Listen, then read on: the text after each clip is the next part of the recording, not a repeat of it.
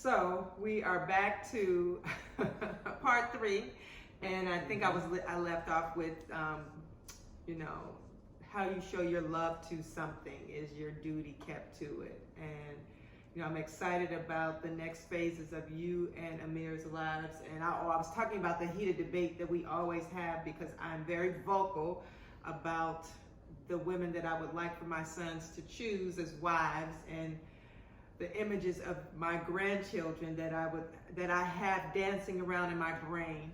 We're not going to necessarily get into it now, but I can say that I am excited about the next phases of them growing into being men, and because they are some remarkable young men.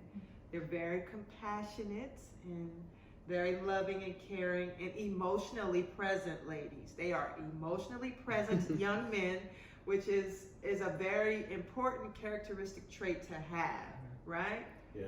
I feel like in being emotionally present has been like this like in the history of men has been such a funny thing. At first, in like, because for me, my only kind of access to this is like things that happen in history and then kind of movies, right? So you see in movies where they're like, you know, it's like it'll be like, you know, maybe the main character in the movie and he's a guy and she's like, she's going for the more like a soft guy, you know, he's like he's apparently he listens to her, you know, stuff like that. And it's like which you know, in this world that is, you know, characterized as a weak or a soft person. But I think that really now it's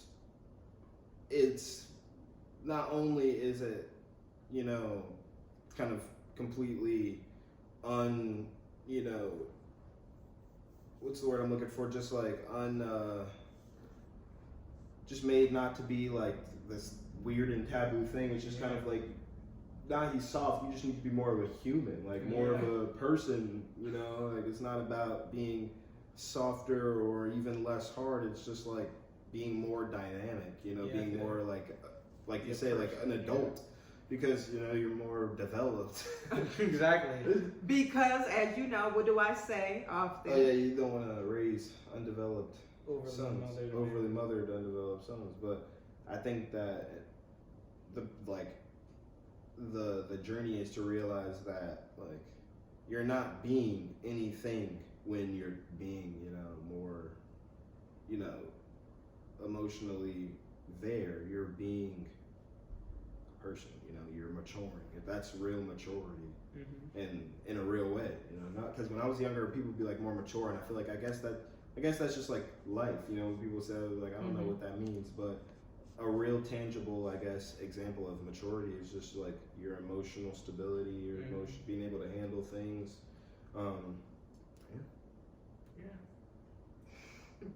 I'm just so proud.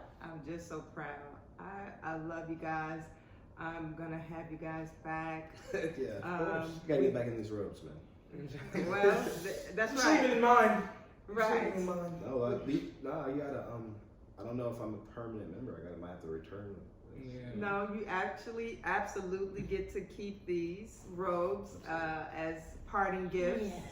I have enjoyed our conversation. This is just a window, everyone, into what our day-to-day life is. We share music together. We share movies together. We often, as Naseer communicated, we often do talk at long stints. You know, our house is pretty much like this every day. It's pretty quiet because it gives us the opportunity to be present in our thoughts and then engage one another. It's how I chose to parent them through the roughest times because I could hear when they were talking with each other, and you know, I could sense when something was wrong and be able to kind of step in. And now at 20 and 16, I'm so grateful to say that you all have reached a place where you manage your challenges with each other, between each other, that rarely do I need to step in, and that we're truly moving to the next phases of the triads life as our wonderful family therapist in Maryland, Dr. Shout out Dr. John. Yeah, Dr. shout John out Hart. Dr. John Hart. That's the guy. He did some amazing work with us and Mhm. really helped us to see each other. He the one He who was got just- me he to where was I just a am. real- He was just a real one. That's all it Definitely. was. That's literally all it took. And Dr. John has twins, and Yeah, shout out- and shout they out turned Dr. a John year. and Shout his out them twins. babies. That's Shout out right, them and his babies. wife. Oh, Yeah. wow. And his beautiful wife. Yeah, because I have a twin sister, so that's the irony of it. Yeah, that's awesome. So I want to thank everyone. Shout out to Rhonda, her birthday. Shout today. out to Hey, Rhonda, my to twin sister. my auntie. Rhonda Hey, in auntie. St. We Louis. need to get the DJ Khaled. Maybe when I get a budget and get a set, and this is a television show, I'll bring you No, all I got back, you. I and got you. we'll definitely. With some editing, I can get it. You can like point your finger like this, and then I'll just, put the audio in. All right, Naseer.